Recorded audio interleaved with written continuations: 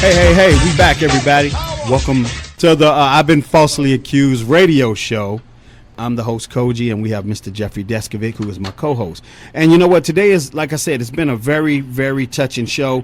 I mean, the whole crew in here right now on break, everybody is really engaged in a lot of conversations about the show today. I definitely want to thank, Miss Johnetta Carr. Are you still on here with us, Johnetta? I'm still here. Okay, and Miss Holly Austin, you still with us?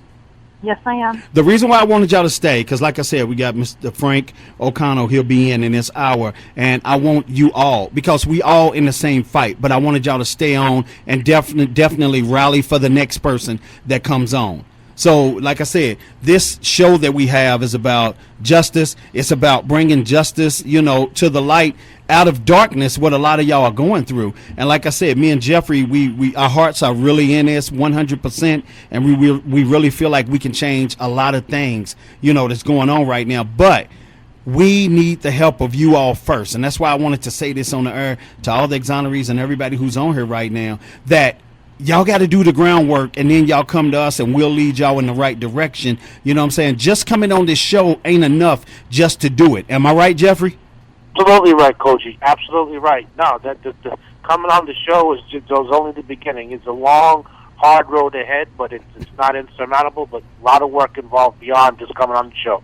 That's right. You're definitely right about that. And Holly, I know you're on short time. You have a engagement you got to get to, and I do respect that. But Holly, what is something that you want to ask Jeffrey right now, and then we'll move on to our next guest. What is something you want to ask Jeffrey right now, or you want to ask me, because we want your heart to leave this show feeling like you were taken care of and you are cared about. All right? I guess I have so many questions. The one question I guess I wanted to find out, if there was never an arrest warrant, for the police to get the initial the warrant, the judge never found any probable cause from, I guess, whatever the police were saying from the girls from the report. They didn't find probable cause to give the arrest warrant. But the thing is, they had did so many things. They had interrogated my son, gave him a lie detector test. They forced him to just say two things that weren't of any sexual nature whatsoever. And they took that, and they've been running with that. And the one thing I've been trying to fight is that since they didn't have a arrest warrant, they never had jurisdiction over my son. And I've been trying to fight that. And I'm just very frustrated because I know my son, once he's sent to state prison on August 5th, that he will try to commit suicide or somebody. So it's like time is of essence. I've been my son's voice now for the 5 years. We've gone through 2 attorneys. So that was the one thing, how they're able to do this without a warrant, without jurisdiction over my son, and the fact that they're taking a statement from a man who's mentally ill, who had tried to kill himself 2 weeks prior to taking that lie detector test, why they can use that against my son. And also the fact that the woman said that she lied and was caught on camera. So, I'm sorry, go ahead. Miss Holly, I want to ask you a question. I got 2 questions for you. Number one question I want to ask you, you said when your son took the lie detector test, it came back negative, right? That he was telling the truth. No, this is how can I explain it? They interrogated him. They took a lie detector test. He did not have a lawyer present. He came back. He passed the lie detector test. It was a 4-hour interrogation lie detector test. That's how I wanted to say it in that sense. They told him just commit to something so he can go home. So what he admitted to was that taking a claw hammer, taking 3 blows to these girls' teeth and knocking their teeth out, and then taking a knife and going down the center and taking off their fingernails. The little girls, the children? The three girls, ages 8 up to 16. And he admitted to that. Yeah, but the cops said, just say anything. So and I asked my son, why would you do this? Because he goes, Ma, he says, there would have been physical signs of that. and he said I wanted just to go home. So he didn't admit to any social. But so they're taking those two statements from a lie detector test, and that's what they've been running on. So when they tried to get, in my opinion, they tried to get the warrant out, the judge looked at it and said, well, no, there's no probable cause. He said there was no probable cause. But the police called me and said, we had an arrest warrant. You need to bring your son into our precinct by 12 o'clock. And that's what I did. And I regret that. So those are my questions. Okay. How they can, go ahead, I'm sorry. Okay, now, I'm sorry. I didn't mean to cut you off. You said how they can what? How they can do. I'm ignorant to a lot of things with the law. I've never had to deal with the law until this happened with my son. But I did not think a lie detector test was admissible in court. So I didn't know they can take a statement. Okay. Now what I want to do, I got to go to my main man on this, Mr. Jeffrey Deskovic. Jeffrey, I want to ask you a question. I'm going to ask you this question right now. I know you're going to be transparent as you always are. You never leave me in the dark, and you never leave our listeners in the dark with anything I have to ask you. Jeffrey, let's play devil's advocate with this. When he confessed to using a hammer to knock the little girl's teeth out and doing whatever he did with their fingernails and all that, did it hurt him, or was it good that he said that? Because later on, I see both sides of the story. He felt like, if I say this, at least they can go back and see none of that really happened. I can turn around and show that they made me say all this just to get free.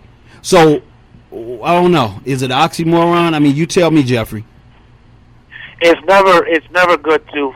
It's never a helpful thing to falsely incriminate yourself. That's right. That being said, one of the ways, and because they're going to use that against you, That's and right. confession evidence is devastating evidence. There's an 80% conviction rate in case I have a confession. That being said, that's another key thing I focus on is that if there's no corresponding physical injuries to, there had to have been medical reports or doctor's reports. Picking a hammer and knocking someone's teeth out. If there's no medical reports on that, then that's pretty powerful evidence right there. That's a false confession. So right. that's pretty strong. Right. Okay. And so the thing is, during the preliminary hearing, the attorney never bothered to ask. That was the whole thing. It never said. The girls were sitting there. The only thing the attorney asked, well, you're saying that Terrell knocked out your tooth. Which one? They couldn't remember. They had their teeth. At that point, you have your adult teeth. And my son at the time he's 6'3", he's a big guy, 6'3" and 250 pounds. So if a big man is going to take 3 blows, that's going to cause some physical damage. Yeah. If someone's going to take a knife and go down the center of your fingernail and take up your finger, there's going to be some physical signs. Those girls went to school and so that's the reason why, and he failed the lie detector test because he lied about doing those things, those two statements. Okay. Well, let me ask you. Go ahead, I'm sorry. Did y'all ever go outside of the case and bring in character witnesses that said, no, I know how much he loved these little girls and how he took care of them when she would go out, doing whatever she was doing. I've seen him bring them to school. I've seen them give him a hug. Now, if a kid is scared of anybody, they're not going to turn and give a person a hug when they get ready to leave, or give a person a hug on the first interest of seeing that person. Okay. No. A friend of mine who's been a friend since 2000 and stuff, who's a hairdresser and stuff like that, my son would bring the girls in so they can get their hair done. She saw the girls 2 weeks before they arrested my son, okay? Like I said, 2 caseworkers and children youth saw those girls, the teachers, everything. I gave the attorney at the time almost 4 years of pictures to show us as a family, showing their pearly white teeth, okay? All right? None of that. He told me from the very beginning, he goes, I do not mention her age, race, or anything, or her background, or it's going to ruin your son's case. And like an idiot, I believed him. Because if you could see the woman who said that she's an older woman, okay, and if you see her appearance like that and her background and everything, they would say, wait a minute, this story just doesn't go. Right. Well, okay? But what we need to do, because we're on short time and we got other guests in, and you coming back in with us next Monday. You in the first hour. So we definitely going to finish this. I just wanted to add some more meat and potatoes onto this case, so we'll have something to roll with, next week. But if you can follow through with those things that Jeffrey asked you to do, you know what I'm saying, and you get back in touch with, me and Jay, and we'll definitely, do our part to do what we have to do. But next week, you'll have a whole hour. You're going to break down the case, and we'll even do it with no interruptions, if that's what you need. All right? And also, if you have a fax, if anybody can give me a fax number, I have things that show what they're doing to my son is incorrect. So I want you guys to see that I've been doing my homework, and I've been fine. I'm not one of those people that say, woe is me. I'm an advocate. I want to make sure that people know that the system here is corrupt and what they're doing. So I have a lot of things that I have filed with the courts, a lot of things. So if you guys later can give me a fax number so you guys can see, and I can give you guys, you guys can read that stuff before I come on air. Okay. Well, what you do, I want you to stay on the line, and Jay's going to get on the line with you, and she'll take it from her. And I want to thank you for being on today. And like I said, take this show with love. Don't take it with nothing else but that, all right? Okay, thank you very much. Thank you very much. Well, what we're going to do, we're going to go to a break, everybody, and when we come back, we got Mr. Frank O'Connell. He's definitely going to come in, and he served 27 years in prison. So we're going to talk to him about this case and what's going on. And, I mean, like I said, these shows get stronger and stronger, and people are coming through with a lot more stories, that some of them where you just shake your head and say, how could this be? But this is really what's going on right now. So, Jeffrey, I want to say thank you. You are doing a great job, and I feel like today's a different show. And, I like how we do it now, to where, at the end of the show, you definitely give somebody a roadmap to maybe their success, maybe their freedom, maybe, to break the chains of the law, that has been put on them by a broken law. You get what I'm saying? Absolutely, Cogee. Absolutely. All right, so we're going to take a break real quick, and we come back in. We got Mr. Frank O'Connell. Y'all stay locked in and stay tuned in. Keep your pens and paper available, but take that pen and save a life by writing down this information. We'll be right back. Hey, what's up, everybody? We back. This is our third and final hour. Welcome back to the I've Been Falsely Accused radio show. I'm the host, Cogee, and we got my co-host, Mr. Jeffrey Deskovic. Jeffrey, we have a great guest that's in this third hour. All of them are great. But this one right here, this is one that you brung to the forefront of this conversation today. I'm going to let you roll the intro and let you say who it is, and then we'll move forward with the show. Frank O'Connell is an exoneree who was wrongfully convicted in California, who spent 27 years. I want to repeat that. No, you did not hear that wrong. Repeat, you did not hear that wrong. He spent 27 years wrongfully incarcerated in California prior to being proven innocent.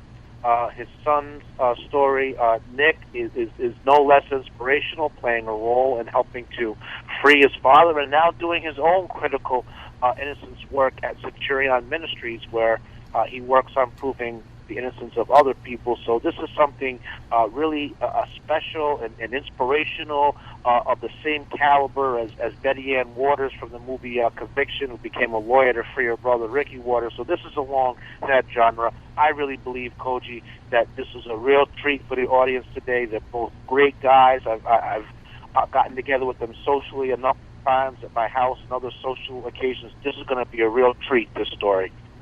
That's right. You definitely. I'd like to introduce and bring into the show Mr. Frank O'Connell.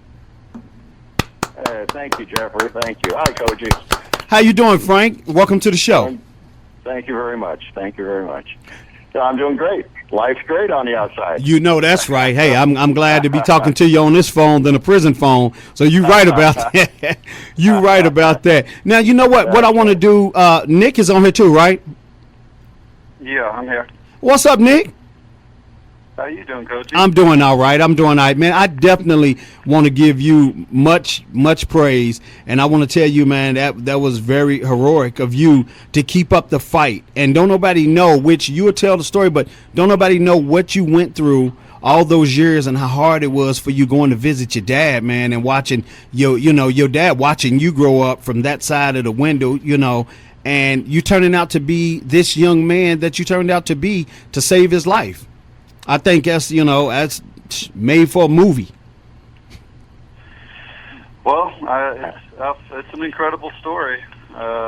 It's it's the only life I've lived, and I don't feel like I had much of a choice. When you know someone's innocent and your father's a good-hearted, loving man, That's right. it was never like I had a choice. Otherwise, I just was going to be there for him, and he was there for me in the ways that he could be.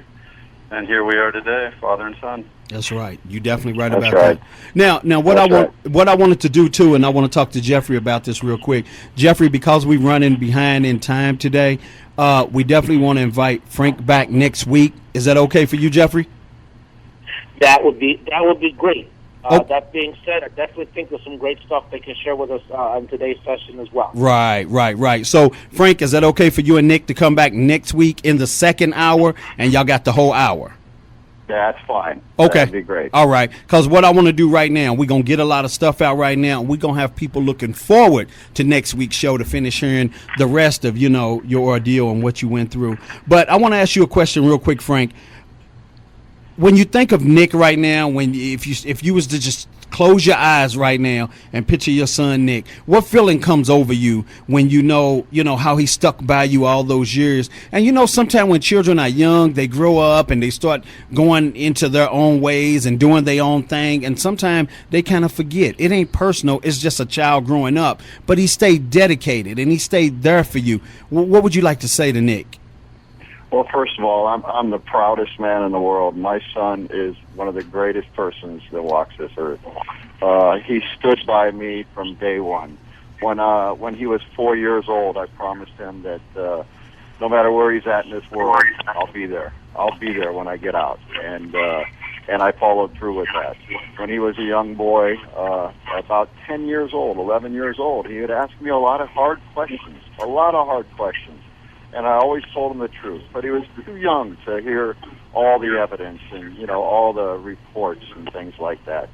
When he was approximately 14, almost 15 years old, I knew how intelligent he was, and I thought, well, this is the time to do it. And I gave him the transcripts and the police reports and every bit of investigation material, and he just took off with it. He at a young age, just started doing his own investigation and helping Centurion and staying in contact with Centurion Ministries to help out.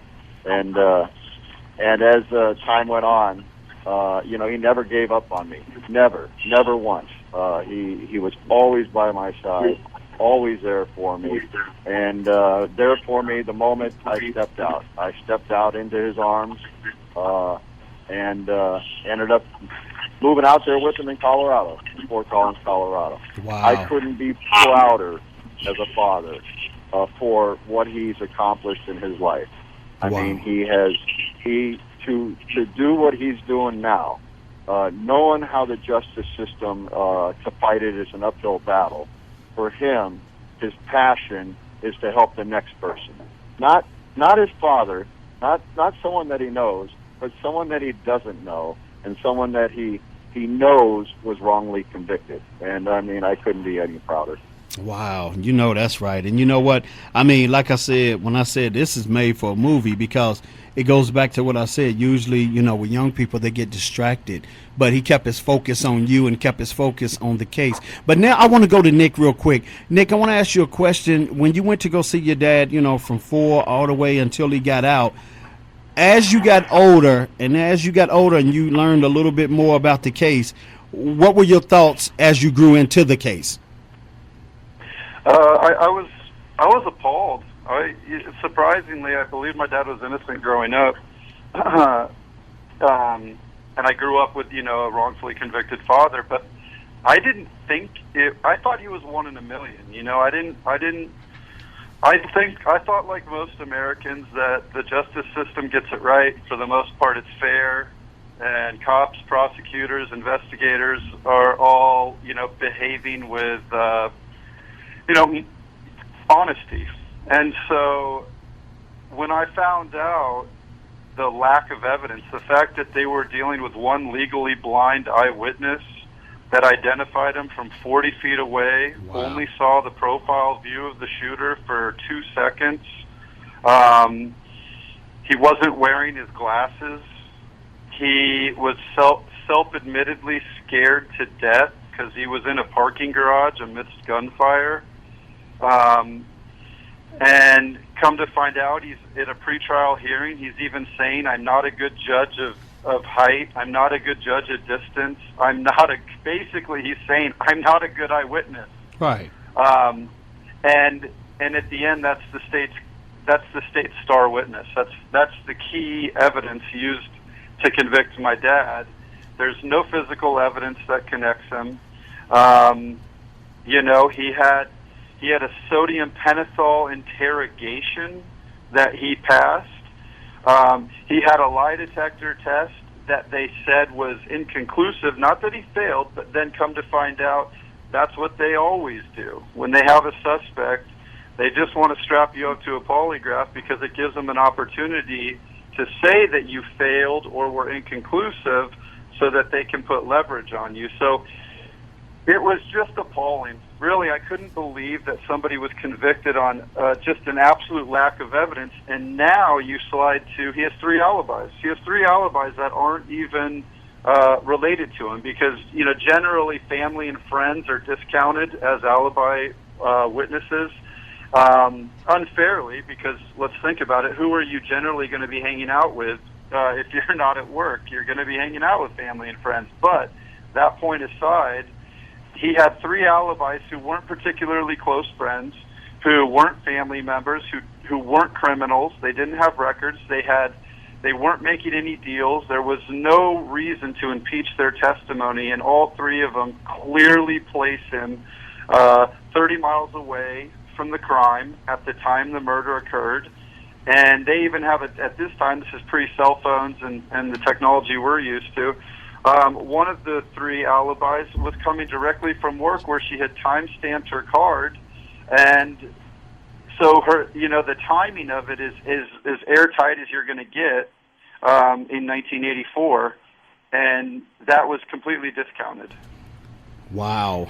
You know what? Now, one thing that we have to do, we have to take a break, and when we come right back, I want to come back to you, Nick, for a second, and I want to ask you a question. I don't want you to answer it yet till we get back.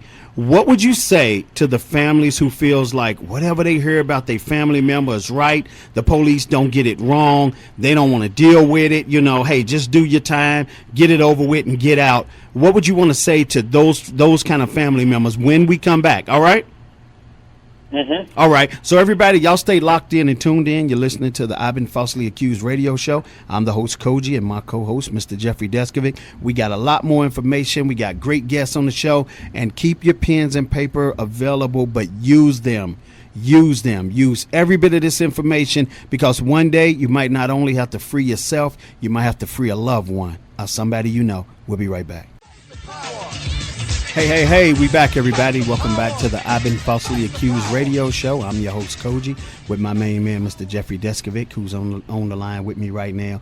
And who's with us in the 3rd hour, we have Mr. Frank O'Connell and Nick O'Connell. Now, I want to go right to, I'm going back to Nick. Nick, I had asked you a question. What would you like to say to those family members who feels like, we know he did it, and, where it's just less faith in the family member, but more faith in the justice system? So are you saying for people that, kind of are potentially wrongfully convicted, for family members who have been wrongfully convicted and the family members supporting them? Yeah, well, if you, I would say the justice system is a system made up of people, and every system made up of people has mistakes. So it's certainly not perfect. Mistakes are possible. And if you have a loved one who's claiming that they are innocent, that they've been wrongfully convicted, one, do what you can do, which is stay in connection with them. It means so much for anybody on the inside to have a connection to the free world, to loved ones who are willing to talk to them and visit them. But 2, if there's a bona fide claim of innocence, there are organizations out there these days. Unlike when my dad went in, where Centurion Ministries was the only organization back in the 80s, there's been a lot of growth in the innocence work out there because smart people are starting to pay attention that there are mistakes, there are wrongful convictions that are occurring. So almost every state has some organization that works on wrongful convictions. Some of them are DNA only, but there are also national organizations. So if you can get online, there's a lot. I mean, I clearly work for Centurion Ministries, and we're a national organization.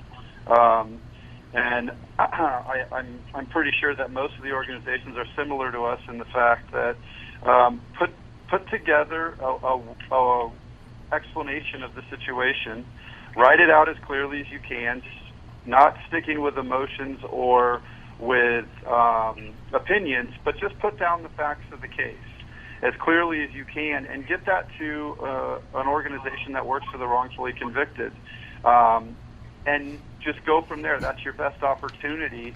And if you have the means, then it's about, you have to find new evidence. At some point, you're going to have to find new evidence to free someone who's innocent in prison. And so that means retaining the services of some form of an investigator and or attorney. And so just that's the key to securing freedom in these situations. So you have to find a way to garner the support of investigators and attorneys, and that comes through clear communication with them about the facts of the case. Okay.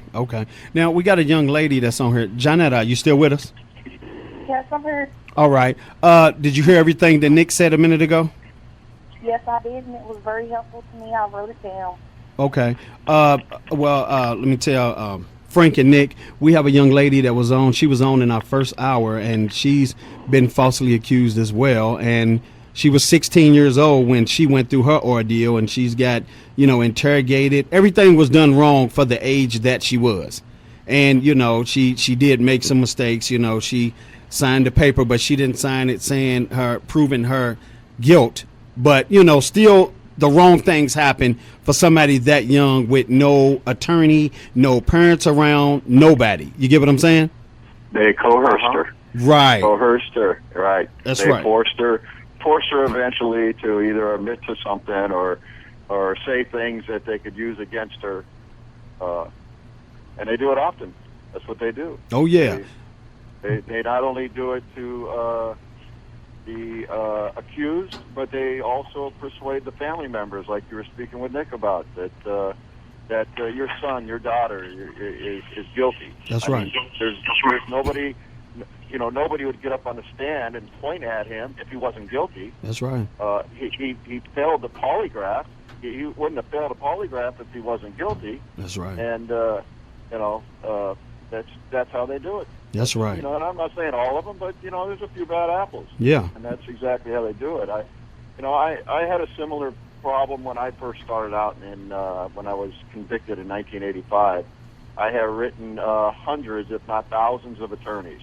I wrote every attorney, criminal, civil, you name it, I wrote them, and I begged for help. I got no response. And Nick's correct. You need to go out and find an agency that deals with wrongful convictions. That's right. Because that agency is the one that's going to be funded to be able to help you get investigators. These agencies hire the investigators for you. In my particular case, I was fortunate in 1988. I was able to get a hold of Centurion Ministries. They, for 10 years, looked at my case. And eventually, in 1998, they committed to my case.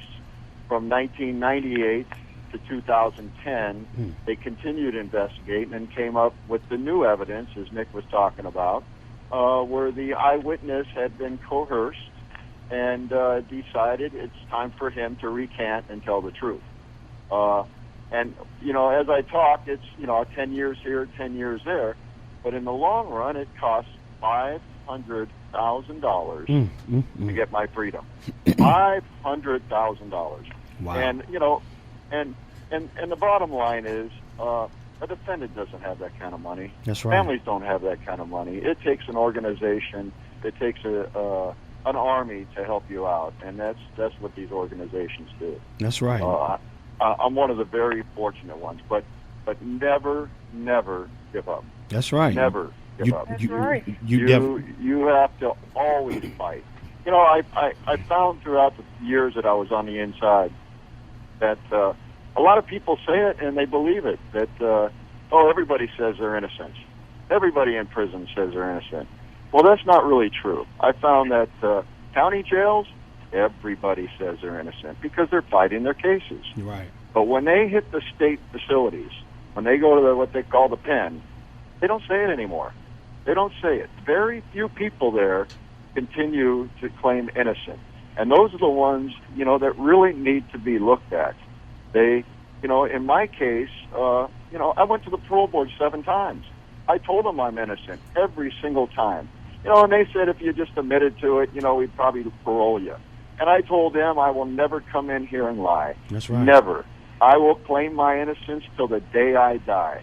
And that's what you got to do. You got to continue claiming your innocence and continue writing, continue putting together whatever kind of information you have and go forward with these agencies, because they're the ones that are going to be able to help you. You'll be very lucky to find an attorney. Hopefully you can, that will just, go pro bono and spend their money to help you out. It's very difficult, but these organizations help you. They do the investigative work. They do the workup on it, and then they go out and they find these attorneys and investigators to help you. Okay, there it So is. just never give up. Never give up. That's right. So I want to go to Johnetta real quick, and I want to come to you, Nick, and I want to say, Nick, is it any way that I can pass your number, not on the air, but off the air? Can I pass your number to Johnetta and let her run a few things by you? And Jeffrey already gave us some great information as well, but you can add on to her information, so she can get to work. And, she's 26 years old with 4 felonies on her right now. Yeah, I don't know. Yeah, I'd be more than happy to speak with her and offer any assistance I can. Okay. All right. I appreciate it. Jeffrey, I want you to come in. Well, I'm here, Cogee. What do you want to ask me, or? Okay, I was going to say, with what Frank just said a minute ago when he said he was in there, and when he went to the parole board, this is something that I want you and Frank to speak on right now. Y'all both done been through this before. When he went to the parole board and said, I will stay here for the rest of my life before I come in and lie and, not tell the truth. You got to be willing, when you make those statements to the parole board, they will let you stay in there for life. Am I right or wrong? Yeah, that's not the type of statement you can make and then not back it up. with it. Right. Because they're going to make it look like, you're lying. But at the same time, you got to have that moral conviction in yourself. And honestly, it takes a lot of courage and intestinal fortitude to go in there and make that statement, because that 100 times out of 101 attempts, you're not making it out if you don't admit guilt and take responsibility. So to me, I've always regarded somebody as who will go in there and assert innocence at the parole board.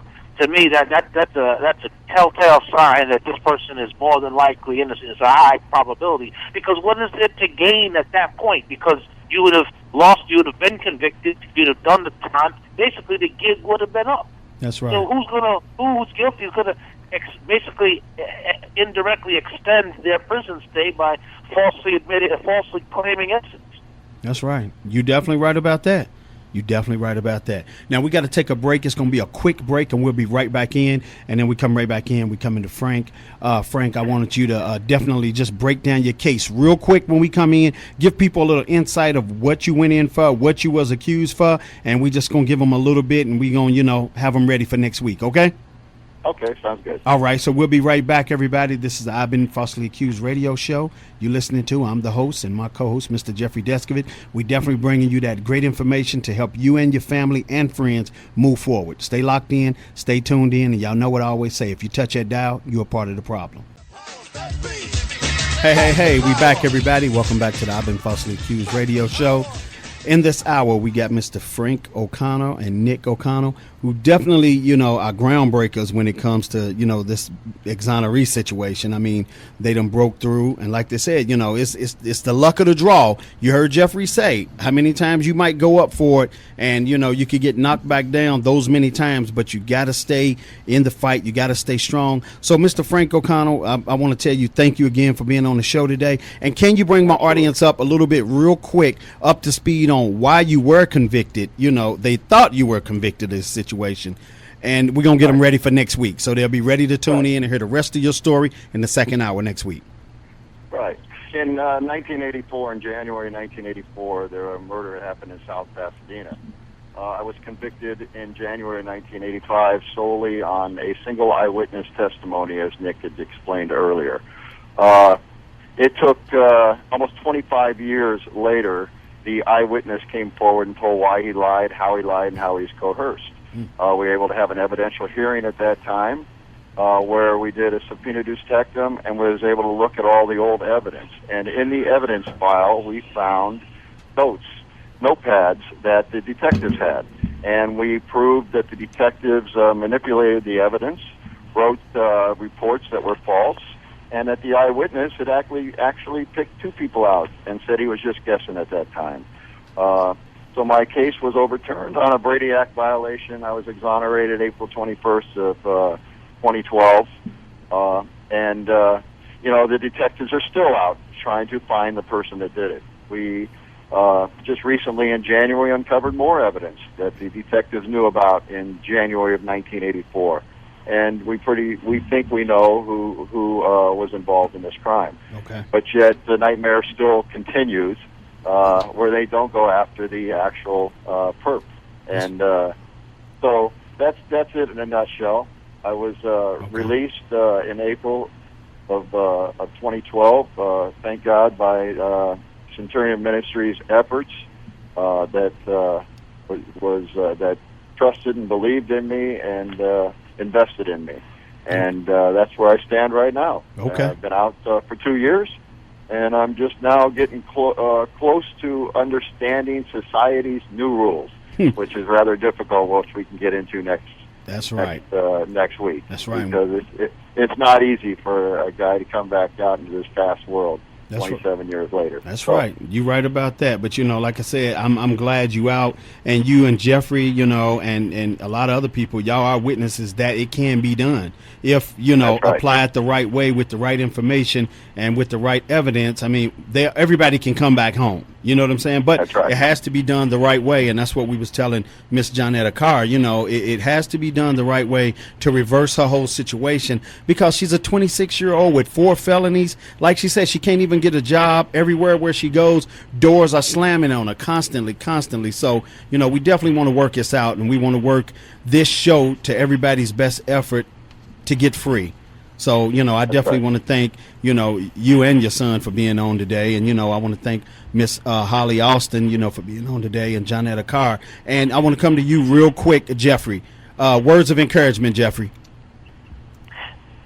I think you hit it on the head, Cogee, when you said that, Frank and I were exonerated. We were proven innocent, and people who may be listening that are wrongfully imprisoned, or those who may have friends or family that are wrongfully imprisoned. If Frank and I could be exonerated, exoneration can happen in the case that you're dealing with.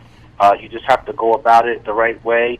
I think Nick's point was critical. You got to get assistance, and in order to really solicit that assistance, you got to do a lot of the legwork yourself in terms of gathering documents and writing clear facts out about the case. But it definitely can be done. That's right. You're definitely right about that.